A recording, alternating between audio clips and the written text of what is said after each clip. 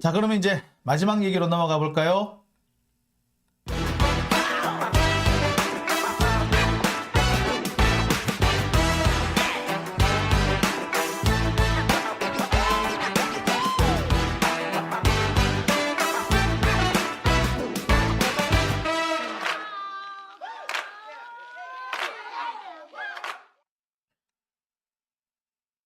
네. 자, 오늘 마지막 얘기 5번째 주제가 되겠습니다. 자, 어떻게 보자면 오늘 여러 가지 주제로 말씀을 드렸습니다만 어떻게 보면 오늘 가장 핵심되는 주제가 이 부분이 아닌가라는 생각은 좀 듭니다. 이게 뭐냐? 자, 최근에 지금 자금 시장 사정이 좀 심상치가 않아요. 정말로 재벌 기업도 부도를 맞을 수도 있겠구나.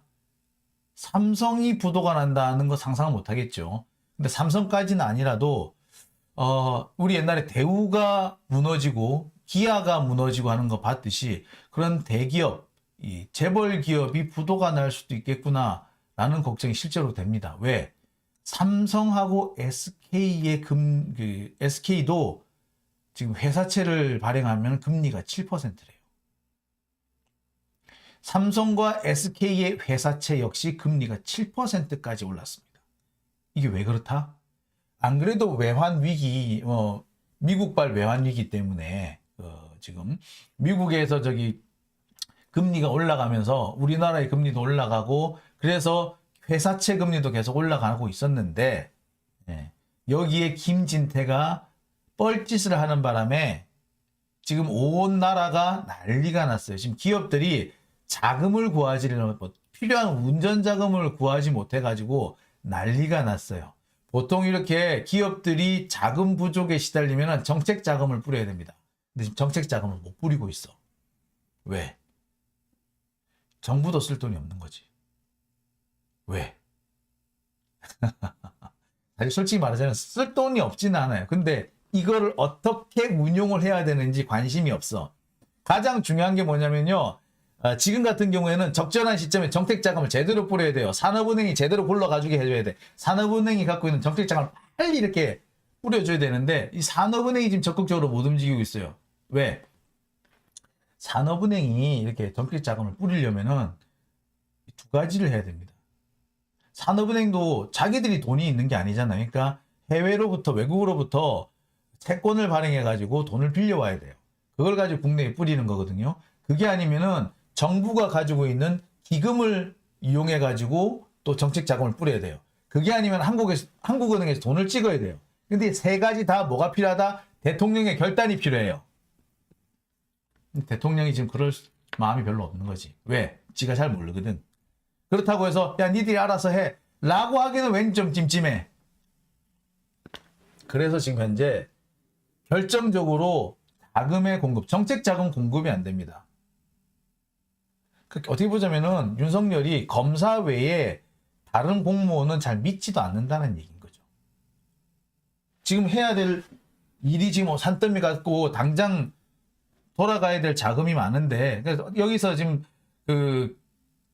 일선 기업들의 자금 시장이 문제가 되면은 정부가 정책 자금을 쫙 풀어줘야 되는데 그 자금이 안 풀리는 거예요. 그러니까 자꾸 금리가 올라가요. 그래서 삼성이 돈을 빌린다는데 금리가 7%래. 이거 몇 달 전까지 3점 몇 % 하던 거예요. 2배가 오른 거예요, 지금. 다른 데가 아니라 삼성도 그렇대. 자, 지금 채권 시장이 어떤 상황이냐? 3년 만기 국채의 이자가 4%예요. 그 다음에 무보증 AA급 회사채, 이게 뭐냐면 공기업들, 한전, 도로공사 이런 데 있죠. 거기에 회사채 이자가 5.53%. 5.53%. 이거 말이 5.53%죠. 실제로는 6% 정도 돼야지 빌릴 수 있다고 보면 됩니다. 국채금리 지금 말이 4.95%죠. 실제로는 4.34% 돼야 된대요. 여하튼 지금 좀 지표상으로는 이렇게 나와 있습니다. 그런데 보통 일반 기업들은 어떠냐? 여기 BBB 마이너스 보면 좀 안 좋은, 그 신용이 안 좋은데요. 보통 일반 기업들은 10%가 넘는 금리를 부담한다.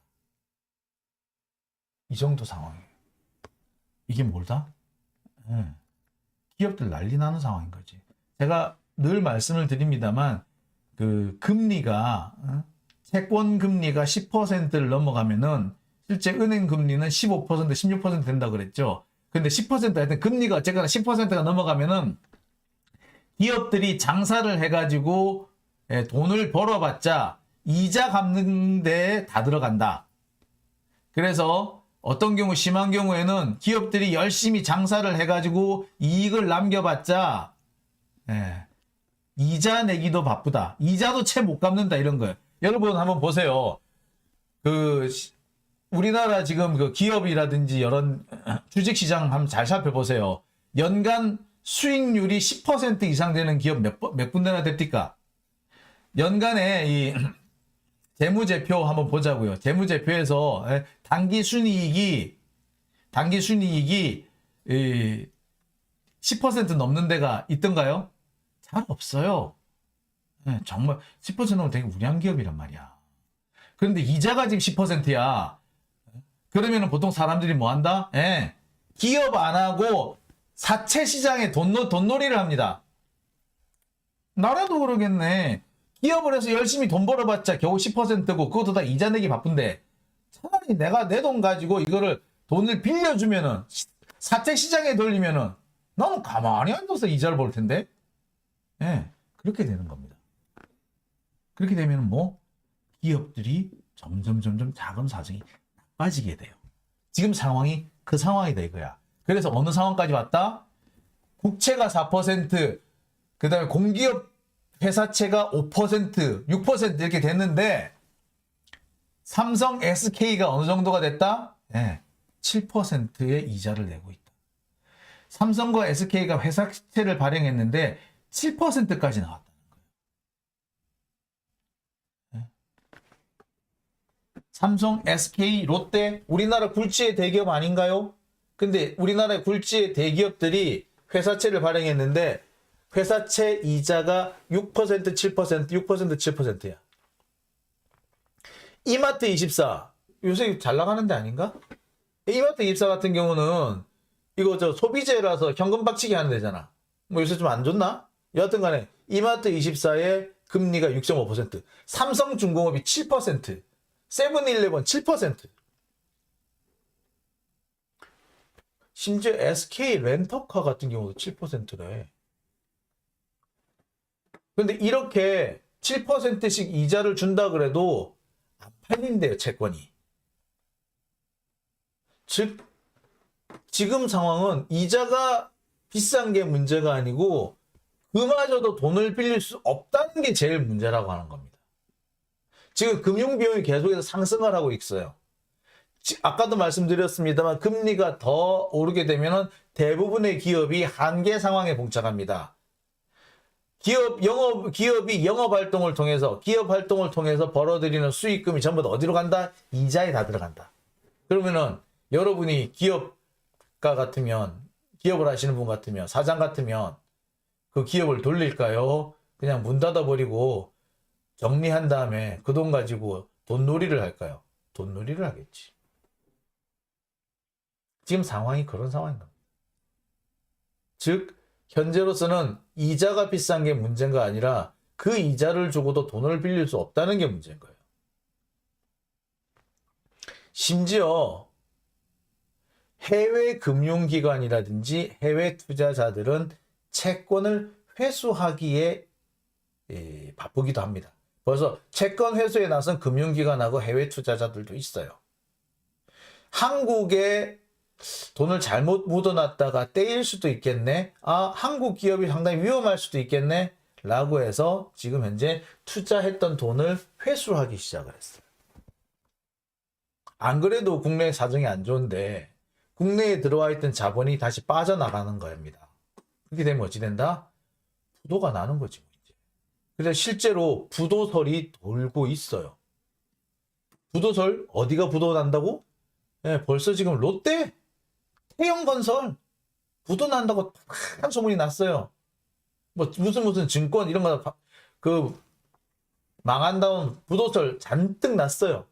심지어 그 부도설이 허황된 낭설이라면서 금감원에서 대대적으로 단속을 한다라고 이렇게 엄포를 놓기도 했는데, 엄포를 놓은 지가 벌써 지금 한 달 정도 다 돼 가는데, 예, 계속해서 부도설이 번지고 있어요. 롯데 같은 경우 지금 롯데건설이 지금 회사채를 추가로 발행하고 뭐 그 계열사로부터 지금 돈을 빌리고 막 그렇게 해가지고 지금 돈을 추가로 한 몇천억 정도 추가로 적립을 했어. 왜? 자기들은 어떤 경영 위기에 대해서 선제적으로 대응하기 위해서 자금 사정에 자금 순환에 선제적으로 대응하기 위해서 돈을 그렇게 마련했다고 하지만 전부 다 시장에서는 뭐라고 본다? 야, 롯데건설 망하나 보다. 근데 비슷한 얘기가 어디서 나온다? 태영건설, SBS 거기도 나와요. 낭설이다, 부도설, 이거는 순 거짓말이다, 뻥이다, 풍문이다 라고 이렇게 진화에 나섰지만 이 소문이 지금 가라앉질 않아요. 계속 나와. 심지어 이거 그냥 기사도 나기 시작했어요. 지금 상황 되게 심각해요. 그리고 건설업계에서 시작된 이 부도설 지금 증권업계로 확산되고 있습니다. 증권사 중에 어디가 넘어간다 이런 얘기 막 뭐 심심찮게 돌아가요. 특히 어디 부동산 PF 대출 많이 해준대. 또는 부동산 PF에서 나온 그 ABCP, 그러니까 그 유동화증권 요거 사들인 사람, 그 사들인 업체 망한다 이런 얘기 되게 많아. 왜 그런 얘기가 나온 줄 아세요? 지금 아파트 미분양이 지금 넘쳐나요. 그래서 지금 그런 거야 지금. 그러니까 이렇게 될 줄 알았어. 건설업체들이 자꾸 뭐냐면 공급 위주의 정책을 펴야지 뭐 부동산 가격을 안정시킬 수 있다고 자꾸 이렇게 펌프질을 했죠. 그런데 우리나라는 공급을 아무리 늘려도 그 부동산 못 잡아요. 우리나라는 지금 현재 왜냐?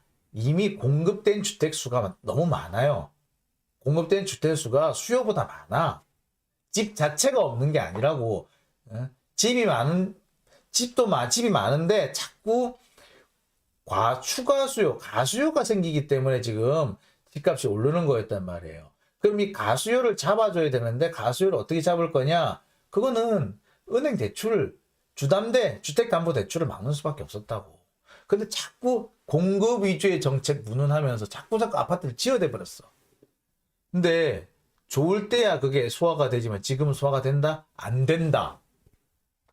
지금 미분양이 속출합니다. 근데 미분양 속출하면은 쉽게 말해서 상품을 만들었는데 물건을 만들었는데 팔리지 않는 상황이 되는 거예요. 그러면 기업은 어떻게 돼? 망하죠. 망하는 상황이 된 거예요. 우리나라 부동산 정책을 공급을 늘려서 해결한다? 이제는 아니에요. 아닙니다, 절대. 지금 자꾸 공급을 늘리면은요, 인구의 수도권 집중만 심화시킬 뿐입니다. 지금 지방으로 분산을 시켜줘야지. 자꾸 수도권으로 인구를 집중시키면 안 되죠. 근데 자꾸 그 건설업체들이 자기들이 물건 만들어서 팔려고, 자기들이 계속 팔아먹으려고, 지들 물건 팔아먹으려고 공급 위주 정책 운운 했던 겁니다. 왜 이렇게 아파트 지으려면은, 아파트는 이렇게 도시 계획을 같이 해줘야 되거든요. 그러려면은, 지방자치단체나 중앙행정부가 이 허가와 이 계획, 도시 계획을 같이 해줘야 돼요. 그러니까 이 허가 많이 내달라고. 지들 물건 많이 만들어 팔려고 자꾸 공급 위주의 정책 운운했던 거예요. 그런데 뭐 이미 충분히 나간 거예요. 그러니까 지금 계속 미분양 나는 겁니다. 집이 부족해서 집을 살고 싶은 사람이 많으면은 아파트를 짓는 족족 팔리겠지. 그런데 왜 미분양이 나겠습니까? 이미 필요한 수치 이상으로 공급이 많이 된 거야. 이 상황이 나중에 어떤 상황이 되는 줄 아세요? 오래된 아파트는 버려진다, 이제 막. 지방에 벌써 그런 아파트들 생겨요. 예. 분명히 주인이 있는데 세입자도 없고 그래서 비워놓는 아파트도 막 생겨. 예? 그럼 그 사람은 어디 갔어요? 새 아파트 갔지. 버려지는 아파트, 오래된 아파트든 버려지기도 해요. 희한한 상황이. 미분양은 없어질지 몰라도 빈집은 자꾸 늘어나는 거지. 왜? 이미 충분히 공급이 됐다니까. 자, 그렇게 되면은 그거는 또 사회적 문제가 안 될 것 같아요.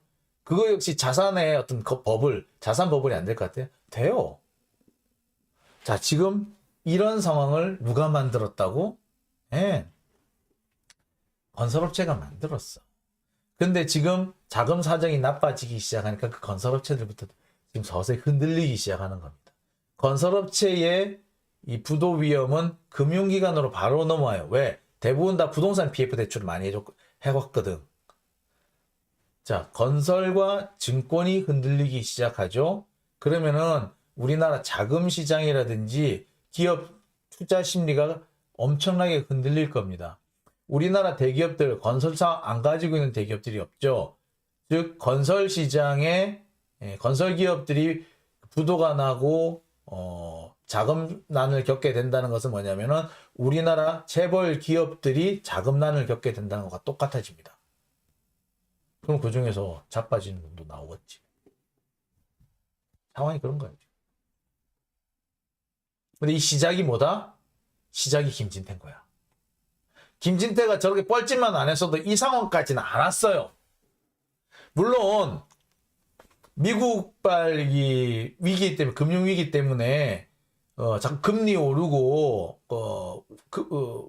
달러가 빠져나가고 그러면서 저 유가 오르고 이러면서 여러 가지 스태그플레이션 상태가 계속되면서 좀 경기가 어려워졌던 건 맞아요. 거기다가 윤석열의 뻘짓으로 경기가 더 어려워졌죠. 그러고 있는데 여기다가 김진태가 또 사고를 또 쳐준 거야. 이제 남은 거는요, 국내에서 자금이 빠져나가서 해외로 빠져나가고 국내에 투자했던 그 투자자들, 외국 투자자들이 돈을 회수해서 나가는 일만 남았어. 그렇게 되면은 자빠지는 기업들 엄청 나올 겁니다. 벌써 시작돼서 부도소리 괜히 돌겠냐고요. 이런 소문이 돌기 시작하면 진짜 무너져요. 부도설 도는 기업들이 있다. 롯데 지금 태형 이렇게 지금 부도설 돌잖아요. 그럼 그 기업에 누가 돈 빌려줄 것 같아? 안 빌려줘. 그러면은 그 기업은 안 그래도 사정 안 좋은데 더 안 좋아지겠지. 자금 사정이 좋았다가도 이런 소문 때문에 나빠지겠지. 근데 실제로 이런 소문 때문에 한두 개가 자빠져 봐요. 연쇄 반응이에요, 그때부터. 걷잡을 수가 없습니다. 근데 여기에 적극적으로 정책 자금 투입돼야 되고, 자금을 투입한다고 시장에 널리 알려야 돼요. 근데 지금 그런 거 있던가요? 할 줄 모르지. 검사니까. 구속, 체포, 기소, 이런 것만 할 줄 알겠지. 왜? 돈을 한번 잡아다 기소 한번 해보지 왜? 체포 한번 해보지 왜? 그래서 지금 상황이 더 나빠지고 있다. 대처가 안 되고 있다. 상황이 점점 심각해지고 있어요. 김진태 같은 사람은요, 오로지 자신의 정치적 이익을 위해서 나라도 팔아먹을 수 있는 사람인 것 같아요. 그 사람은. 그 다음에 자신의 정치적 이익을 위해서 뭔가 음모를 꾸미려고 눈이 뻘건 사람이라는 생각이 듭니다. 그러니까 마치 자기가 부도 위기에 처한 강원도를 구했다. 뭐 그런 식의 영웅 코스프레를 하려다가 이번에 이 자금시장 경색, 경제 위기를 불러왔다라는 그런 지적 많이 받죠. 근데 김진태만 그런 게 아니고 이 검사 출신들이 다 그래요. 자신들이 너무나도 똑똑하다 생각하고 자신들이 뭔가 일을 꾸미면 다 될 거라고 생각해. 지금까지 뭐 잘 됐던 것 같아. 그런데 이번에 이 김진태의 레고랜드 작전은 실패한 거죠. 면밀하게 따져보지 못했던 거예요. 지 눈앞의 이익은 생각했지 그것이 국가 경제에 어떤 영향을 미칠 거라는 것까지는 미처 생각 못한 게 아니라 그냥 생각하기 싫었습니다. 그래서 이 꼴이 난 거죠. 근데 이 상황이 지금 일파만파가 돼가지고 실제로 자빠지는 기업들이 조만간 나올 거래요. 지금 상당히 지금 어렵다는 얘기. 그렇습니다. 네. 자,